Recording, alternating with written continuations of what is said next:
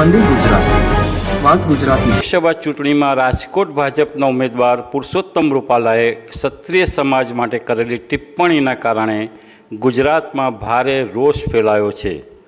આ રોષના કારણે ભાજપ દ્વારા ડેમેજ કંટ્રોલ કરવા માટે અનેક પ્રયાસો કરવામાં આવી રહ્યા છે, પણ એમાં સફળતા મળતી નથી।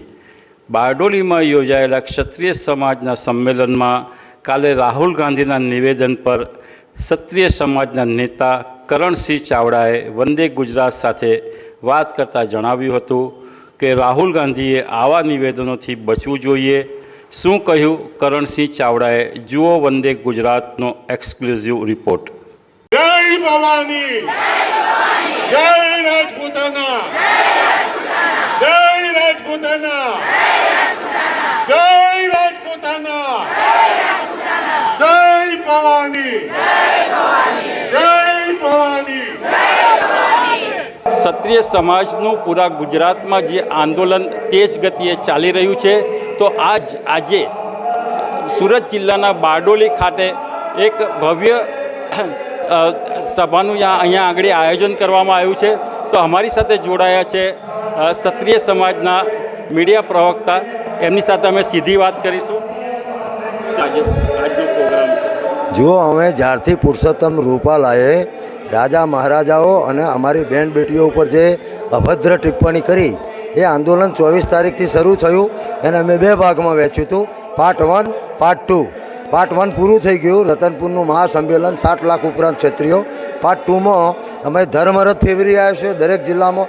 અત્યારે 12 જિલ્લામાં અમારા ધર્મરથ ફરી રહ્યા છે અને ધર્મરથની મદદથી અમે પ્રજા સુધી જઈ રહ્યા છીએ કે નારી શક્તિનું અપમાન નહીં સહેગા હિન્દુસ્તાન, અમે લોકો સુધી જઈ રહ્યા છે અને અમારી વાત મૂકી રહ્યા છે કે ભાઈ બહેન બેટીની અસ્મિતા એટલે બહેન બેટી એટલે ના કેવળ ક્ષત્રિય સમાજની, તમામ સમાજની બહેન બેટીની અમે ઇજ્જત કરીએ છીએ।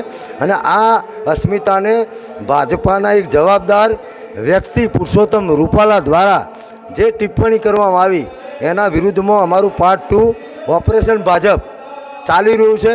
અમે જિલ્લાઓમાં સભાઓ પણ કરી રહ્યા છીએ અને એના ભાગરૂપે આજે સરદાર સાહેબની કર્મભૂમિ બારડોલી ખાતે સમગ્ર ક્ષત્રિય સમાજ દ્વારા ક્ષત્રિય અસ્મિતા સંમેલનનું આયોજન કરવામાં આવ્યું છે અને એમાં વિશાળ સંખ્યામાં આપ જોયું હો કે ક્ષત્રિય સમાજના ભાઈઓ બહેનો અને વડીલો ઉપસ્થિત છે અને અમારી વાત અમે ઘેર ઘેર સુધી પહોંચાડીશું અને એના મતદાન તરીકે અમે 7મી તારીખે આ બધું અમારી જે સંવેદનાઓ વેદના છે ને એને મતપેટીમાં અમે એને કન્વર્ટ કરીશું। રૂપાલા સાહેબે અત્યાર સુધીમાં 2 વાર માફી માંગી ચૂક્યા છે, તો તમે એમને કેમ માફ નથી કરતા? શું કારણ છે? જો માફી માગવાના પ્રકારો હોય છે, રૂપાલા સાહેબે 2 વખત માફી માગી, એમાં ક્ષત્રિય સમાજ નહીં, કોઈ પ્રબુદ્ધ સમાજને એવું લાગ્યું નથી કે અમને ખરેખર હૃદયથી માફી માગી હોય। એટલે ક્ષમા વિરેશ્ય ભૂષણમ જે વાક્ય છે ને, એનું મેં ચિંતન કર્યું છે કે ક્ષમા આપવાવાળો કોણ છે ને ક્ષમા લેવાવાળો કોણ છે, તો અમને ક્યાંય એવું લાગ્યું નથી। એમના જે 2 વારની જે માફી છે ને એનો અભ્યાસ કર્યો છે, અમને ક્યાંય એવું નથી લાગ્યું કે પુરુષોત્તમભાઈએ માફી માગી હોય અને એટલા માટે અમે એમને માફ નથી કરતા।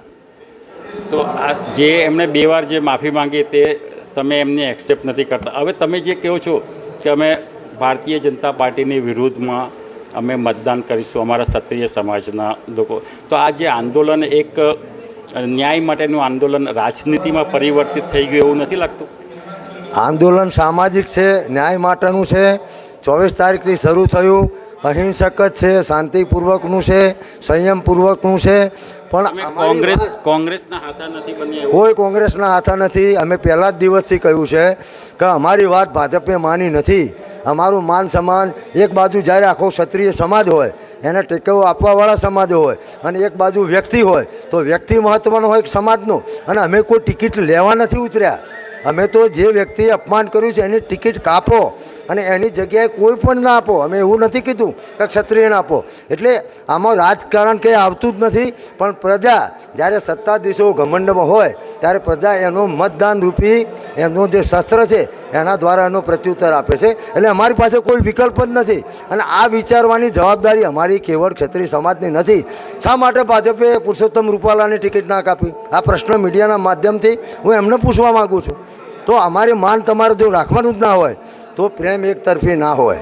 એટલે એમને સજાના રૂપે એમના અહંકાર જે એમના આવી ગયો છે એ અહંકારનો જવાબ અમે સ્વાભિમાનથી મતદાન દ્વારા કરીશું. Thank you. આજે રાહુલ ગાંધીનું જે એક સ્ટેટમેન્ટ આવ્યું છે, રાહુલ ગાંધીએ એવું કીધું છે કે રાજા મહારાજાઓ લોકોની જમીન હડપ કરી લેતા હતા અને એનો ભાજપ બહુ જોરશોરથી એનો વિરોધ કરે છે.